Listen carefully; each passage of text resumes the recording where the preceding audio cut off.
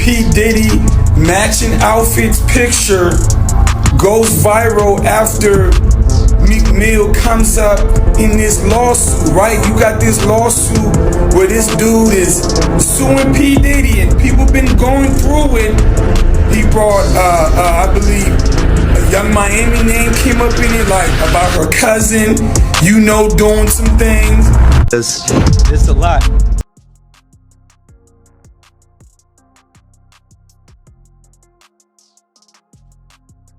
Diddy seems to be in a tough spot as Meek Mill intensifies the pressure, revealing details of their private dealings and putting Diddy in a very public situation.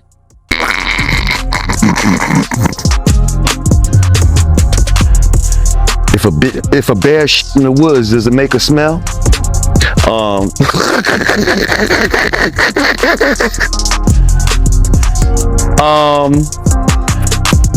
Yeah, I could kind of see it. I could see it.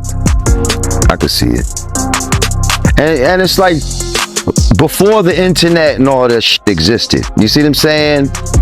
When you're in the industry and all that, you be hearing shit about certain people, B. You know what I mean? I've been heard shit about this dude. You know what I mean? Long time ago. Long time ago. So the fact that this is all coming, it's almost surprising that he was able to maneuver this long, to be honest. You know what I mean? I was there at City College and all that with the basketball game when people died. A girl that I know passed away. Rest in peace, Sonia Williams. And I didn't think he was going to be able to bounce back from that. I was like, oh, this nigga's done. He's done. And he just laid low for a little while. Came back stronger than ever after that. It was crazy. R.I.P. to her, man. I had no idea that you knew someone that got killed in that situation, man. Yeah, my man Sonny's sister, man. She went to school with us in New Rochelle. Matter of fact, she was Father MC's girlfriend at the time. Yeah, I know I always interview, Gene Deal, and he's very adamant that, Diddy is the reason why, all them people got killed, but from your point of view, do you blame Diddy? Yes, I blame greed on it. You know what I mean? I feel like they didn't want a bunch of people to get in for free, so they closed the doors in a certain way. The doors, I think, had to be pushed out or something like that, and they pulled them back in towards it. So like people got crushed against the doors trying to get in this little space, and you know what I mean? At that point, when you saw shit was crazy, y'all should have just said F the money and just let motherfuckers in. But no, y'all motherfuckers, you know what I mean? Y'all want to squeeze a quarter to the eagle screen. You know what I mean? And that's that bullshit. You personally, do you think Diddy can bounce back from what he's going through right now? I mean, I feel like in the black community, it's probably a wrap, just for the simple fact that motherfuckers are saying no Diddy. Like, the fact that you are like a tagline, like people have replaced pause and no homo and all that with no Diddy, I really don't see how you can come back from that in the black community. Now, in the white community, he might could come back from shit. You see what I'm saying? Like, they still love, Roman Polanski and all the who's the dude that was like the pedophile? He was a movie director. I think it's Roman Polanski, if I'm not mistaken. There was this film director who was fucking with a 13-year-old girls and shit like that, and I don't know, somebody died and all that, and he went to another country, but they still fuck with this dude, like in Hollywood and shit, like, you know what I mean? And he's a fucking exile murderer type of dude, like, you know what I mean? And they still, I think they honored him at something, you know what I mean? So I think Puffy is their guy. So they might still allow him to make money in certain circles or whatever the case may be. But as far as us, I think he's always going to be the butt of a joke. You know, like I saw, like everything that's like gay is, they're putting it on him now. Like I saw a video and a dude had like dry shaving cream or something on the side of his face, and the nigga said, "You look like you just came from a Diddy party." Like,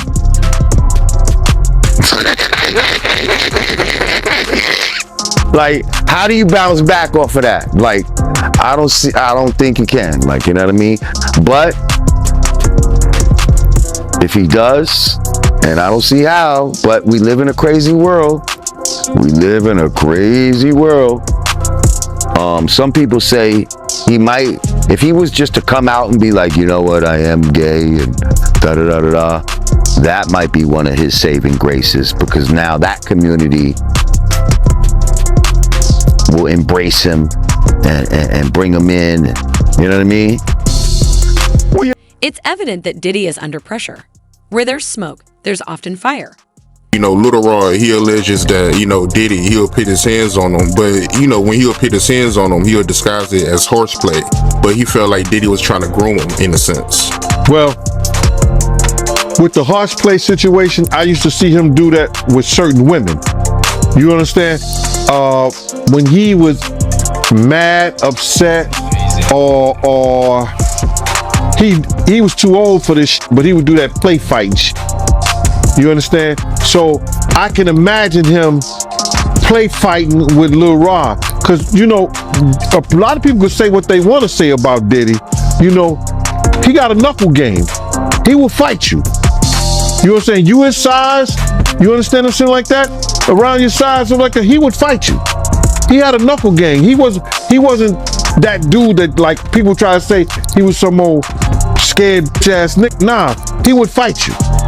You understand? So I could see with a person like Lil Rod, he probably was roughing him up, grabbing him, groping him, you know what I'm saying? Acting like he playing with him, but he actually want him to do what he want him to do. So, like I said before, that shit he did in the past. So when I read it from Lil Rod, I see he's doing the same shit he's doing in the future. So he was doing this with females too back then when you was around. Right.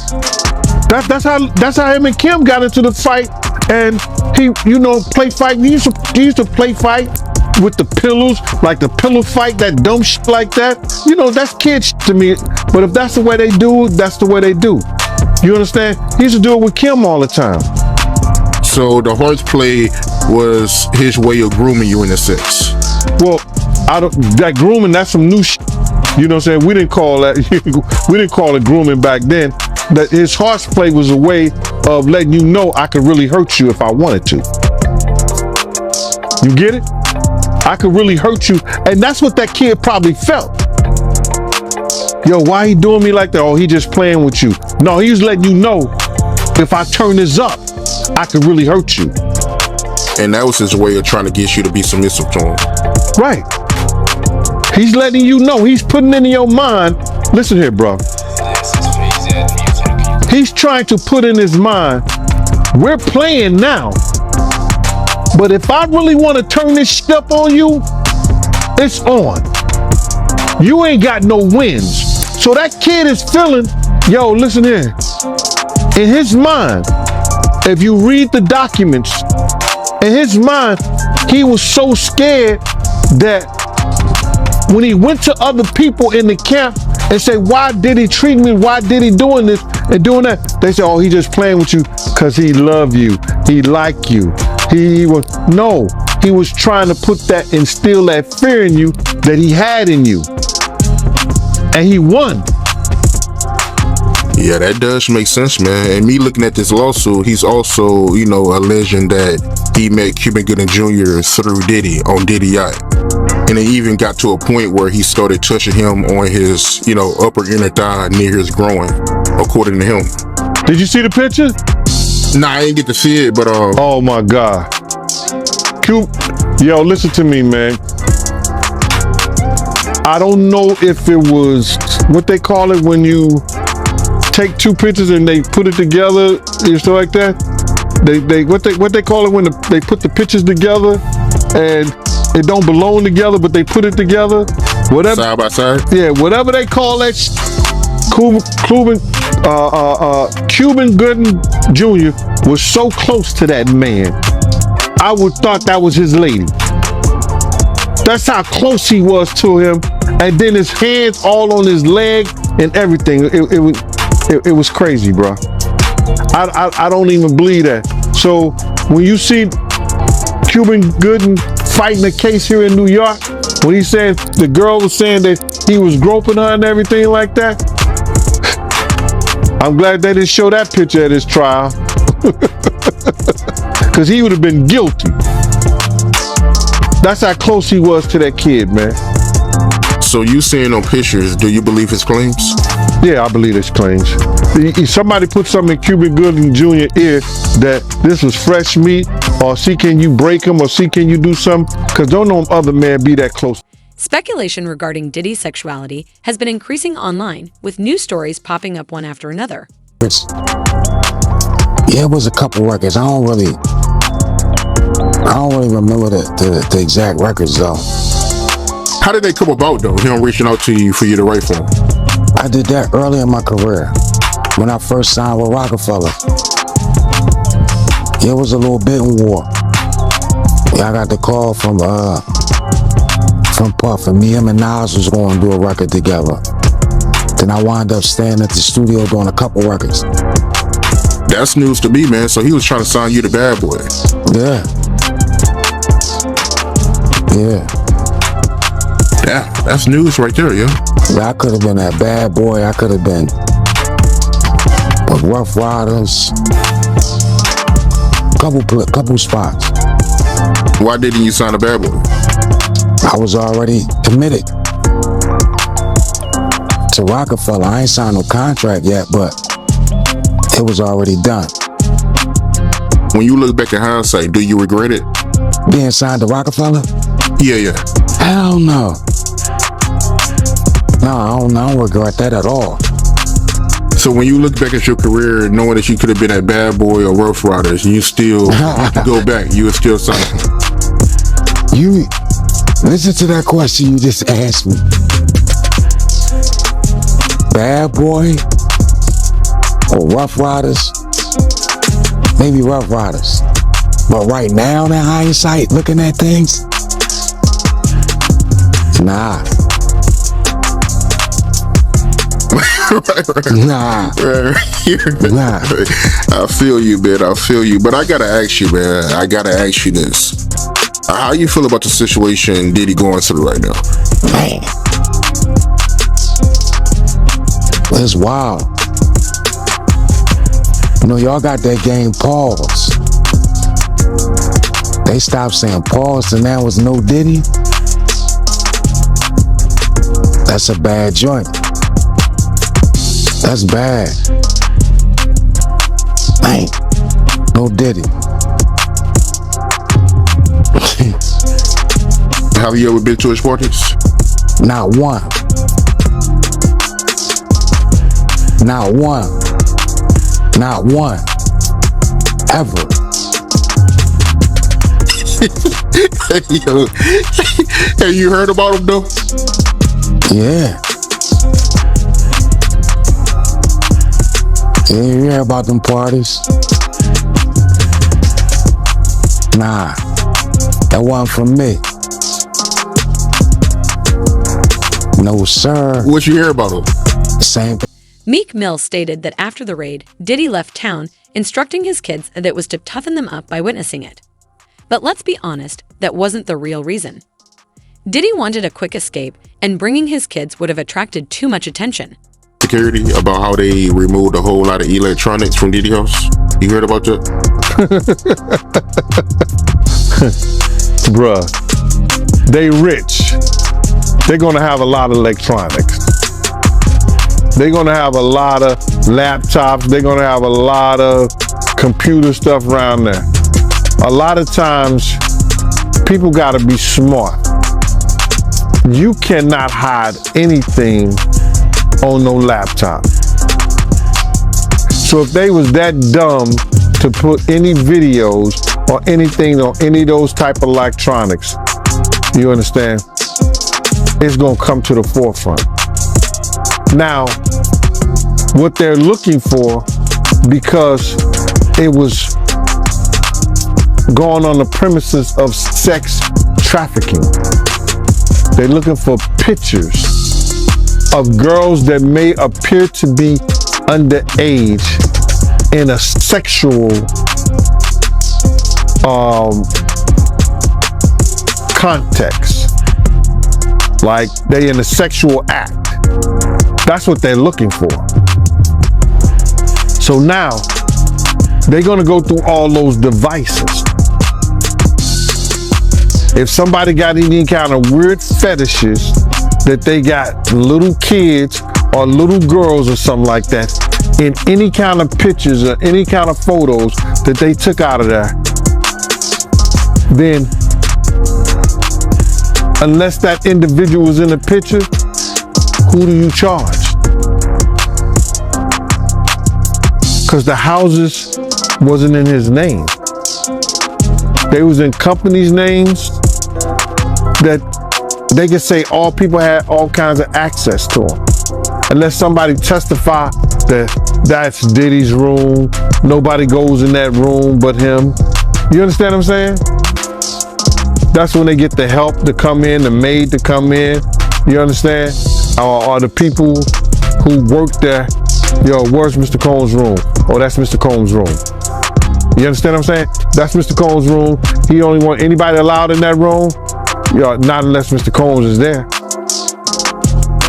They get those people to testify.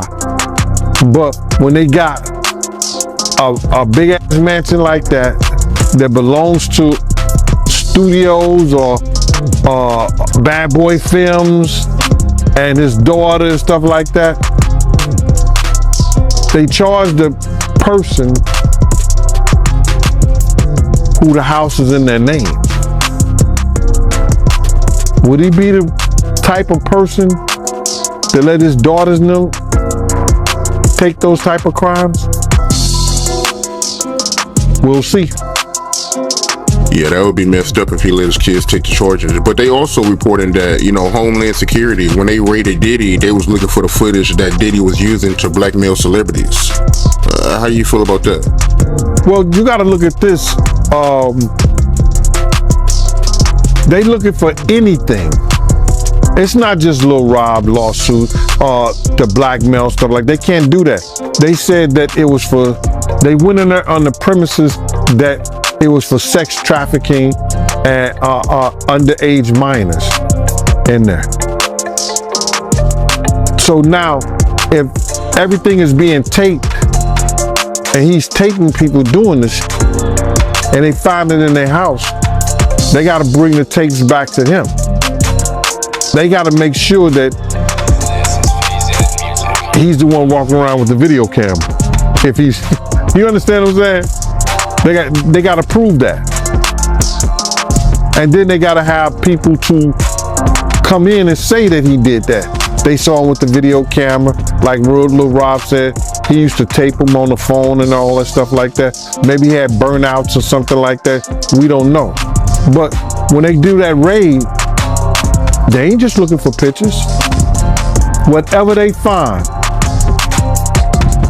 drugs, it goes to the DEA case. If they went down in a wine cellar and they found cases of Surcock with cocaine in it, coca in it, they're gonna get that to the DEA. They found a lot of guns and stuff like that, that's ATF. A lot of different agencies can get involved just on going on there on the sex trafficking case. It's whatever they find in there, bro. They're not just gonna limit themselves to that one thing once they got the search warrant to go in. Yeah, that's crazy, man. How you feel about the people that feel the type of way that, Diddy, he wasn't there when his kids got arrested? I think 50, he even, made a comment about it saying that, Diddy, he got his kids in the bullshit now. I believe he was a coward. There's no way he should have let that happen to his kids. I believe he knew what was going down, and he probably thought they wasn't going to do that to the kids, but they did. They wanted to be gangsters. Lil Combs did, so now you're a gangster. So you feel like Diddy, he already got a heads up, and that's... Diddy is cutthroat in all aspects, whether in business or personal life. He's revealing a more sinister, manipulative side. I want to say, I know a lot of people want to hear these stories and everything like that, because this is stuff that happened back in the day. And then maybe that if they knew there was going to ever be a YouTube, or they knew there was going to ever be social media, a lot of stuff probably wouldn't have got played out like it did. But things happen, and these are just stories from the past. I would like to use that as, what you call that,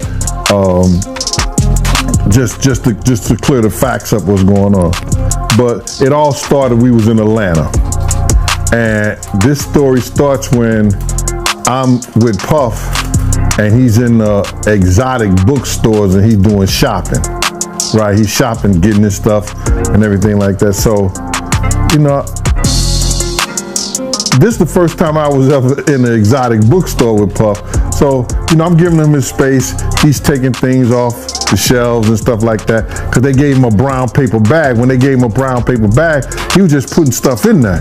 So I said, damn, he got to go put it on the counter and, show everybody what he's getting. So as he's going, I'm just looking at the places where he's picking stuff from. So there's one part he picked up some things from up here on my left side, and then he picked like quite a few of them down. I'm like, okay. He put them in the bag. So when I went by there and I looked up there, and it said butt plugs, and I was like, hey yo, I was messing with him, because people don't understand. We was like friends. He was a part of the same gang, so I'm still gonna tease him. I'm still gonna mess with him and everything like that. I could do that. It wasn't just no security thing. So I say, yo, what are you getting this for? And it said butt plugs, and he was like, yo, can I do my shopping by myself? I said, yeah, you can do it by yourself, brother. And he started walking and everything like that. So when he got I just waited at the counter. So when he got to the counter, he didn't even have to show the guy nothing. He just gave the guy a wad of money. I mean, like, he gave the guy a stack, something like this. And Puff wasn't the dude that carried no 20s and no 50s and nothing like that. And I mean, like, he just said, boom. And we walked out the store. So we had to leave Atlanta and go to North Carolina for a show. You understand? And it was him, this rapper, Sarah, and this other girl. We all got on a G5 jet, and we flew to G4 jet, and we flew to North Carolina. So later on that, I think that afternoon, same day, this rapper and him, they all in the room together. It's Sarah, the girl, Puff, and this dude, this rapper. So I'm hearing at the door and stuff like that, like, yeah. So then next thing you know, somebody rang the doorbell. We had the presidential suite where we was at. So I opened the door, and the dude said, yo, I'm here for my cousin. I said, who your cousin? And he said, Ja Rule. I said, well, he busy right now. He said, he busy doing what? I said, he with Puff. They're in the room, they busy, they don't want to be bothered. He said, well, I'm going in there. I said, bruh, you ain't going in there, because he told me they don't want nobody to be bothering them. And he was like, yo, I don't care, man, I'm going in there. That bull like that. I said, yo, bruh, Jesus Christ had to come down here and take the air out of my body before you get in that room right there. watch. He tried to bum rush me. I grabbed him and threw him against the piano. When I threw him into the piano, Puff and Ja Rule runs out the room. Puff got his towel, Ja grabbing his towel, but they butt the naked. And so then Ja was like, yo, what's going on? Yo, G, that's my cousin. He know me well, and Puff was like, yo, G, what happened? I said, he tried to get in the room. I told him he couldn't get in the room. And he was like, Puff looked at Ja. He said, yo, Ja said, you ain't want to go in that room because there's a lot of freaking going on. So I was like, oh, he said it was a lot of freaking going on. So that was basically that story, man. You know what I'm saying? They went back in the room. Dude felt a certain kind of way, and he left out. So I seen them at the concert the next day, and they tried to, form up against me. But my man Frank was like, I told my man Frank, I was like, yo, Frank, put yourself in that position.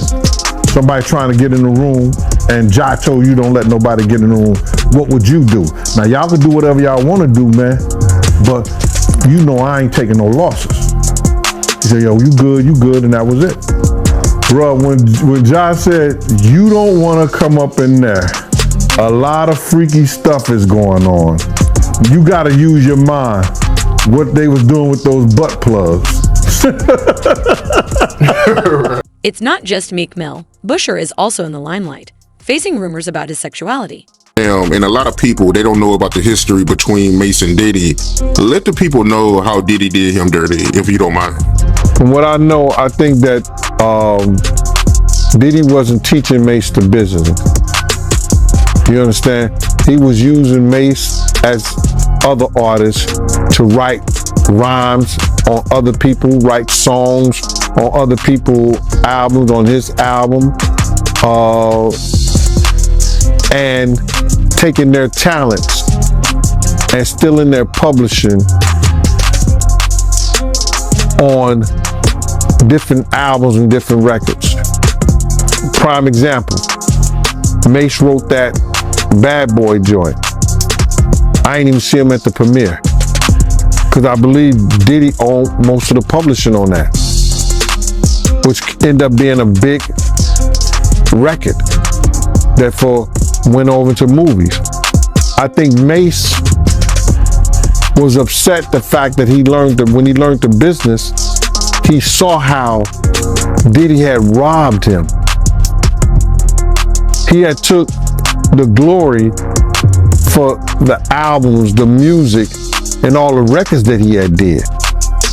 And he got pennies for it. You understand?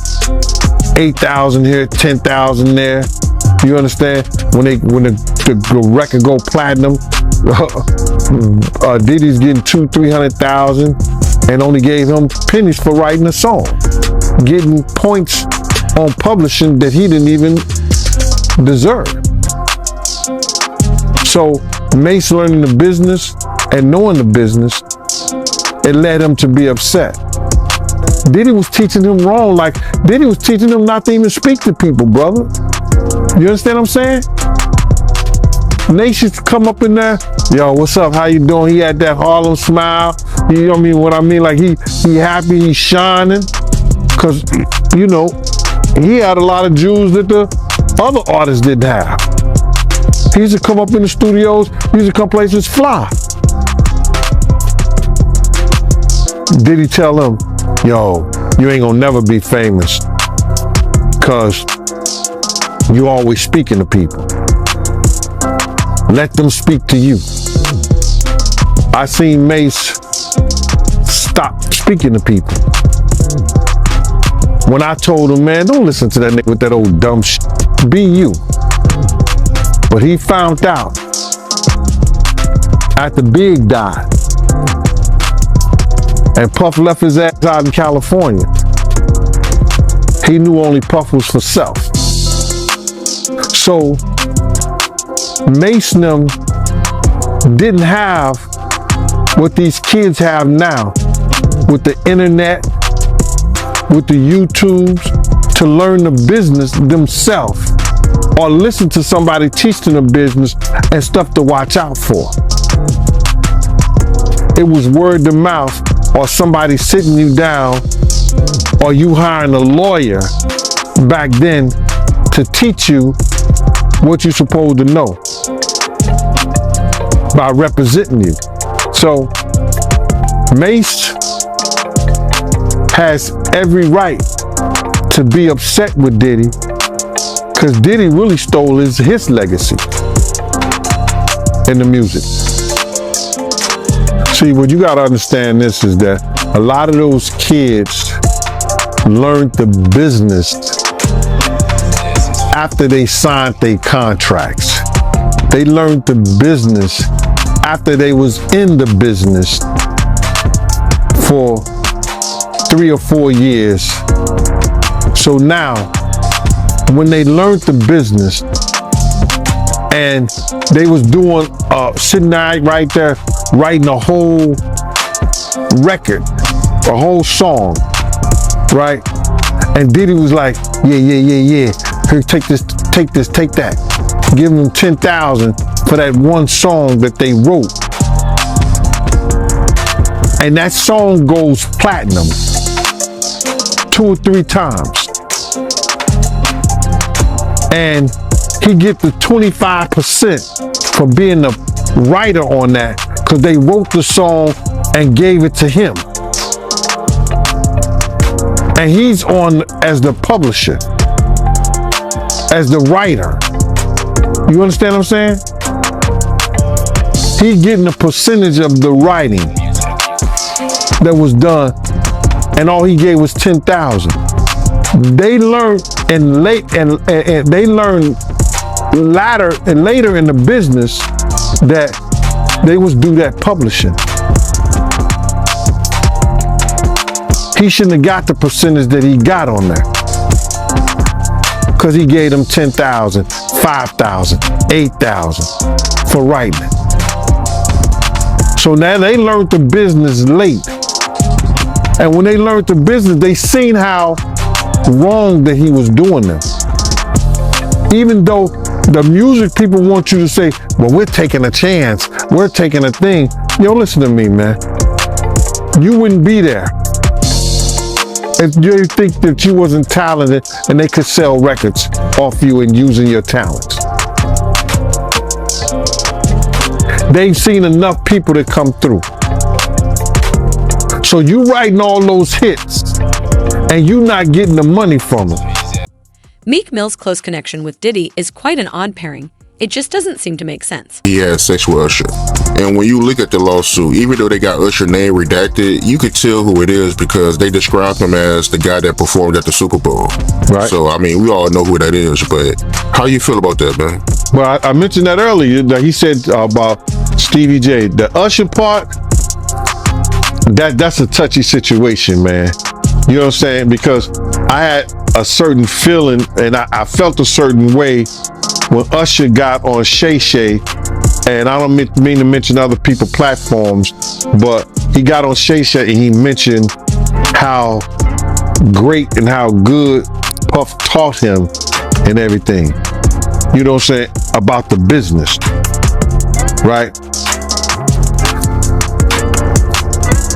I know, and people know, that was around that in that time that Puff and Usher did have a situation. And that situation led Usher to the hospital. Now I let Usher explain that to y'all. I let Usher tell that story. But how dare you say a man that groomed you gonna give him a pass? Bro, you know I know. Let me reframe you on something. Remember Usher? We was at the Swiss Hotel. Puff had Kim in the room. Had one of Keith Sweat's baby mothers in the big room outside the master bedroom. He came outside in his robe. She gave him a fellatio right there. His back was turned to me. She gave him a fellatio. You knocked on the door I came and opened the door for you. Puff went in the room. You came in the room and kissed that girl dead in the mouth. Now I'm telling that because you taking up for somebody that you know and a lot of more people know didn't do you right when you was at Diddy camp.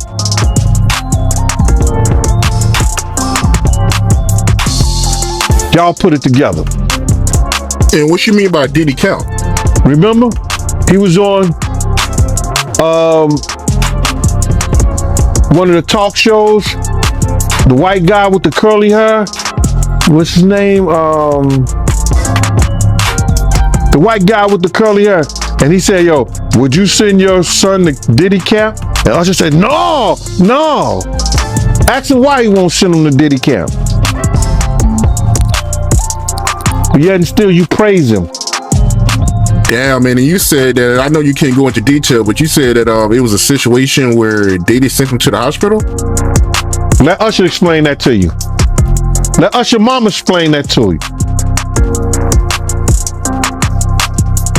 And the hospital was... Let's be clear, the blame rests entirely on him. Meek Mills. Well, he said a Philly rapper. You understand? And it was redacted in the paperwork to that because first of all, it had Meek Mills, it had Stevie J, they had redacted their names, and they had Usher, and they redacted their names and just said a performer of the Super Bowl and a Philly rapper.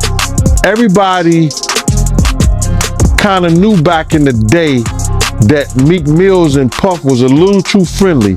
Anytime two rappers or two people in the industry come dressed up alike on more than one occasion, listen here, man.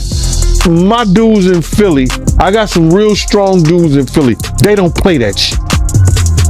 And they probably embarrassed for the fact to see that Meek Mills, one of the street guys that came out of there, got caught up in this Hollywood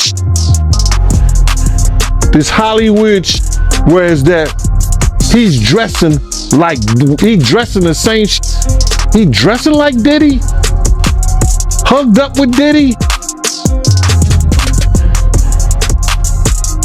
I think that Lil Rod know a lot of but I know this. Two men dressing alike, it's just like two men laying down. When they both get up, they both homos. And that's real talk, bro. My man, you go to a party, dog, and the nigga got the same shirt you got on, I'm taking my shirt off. I'm walking around in a t-shirt. And then, not to blow Meek Mills up out the water or anything like that, it was said that they checked his Google search and all the other shit, and he was searching for some online gay porn and all the other shit like that. Oh, wow. That shit is crazy, bro. But listen, those are what, you know, it's crazy that money, that lifestyle, and you trying to fit into something get you. These guys never set out to do all this shit. Meek Mills, when he got into the game, he didn't set out to be questioning about his manhood with Diddy.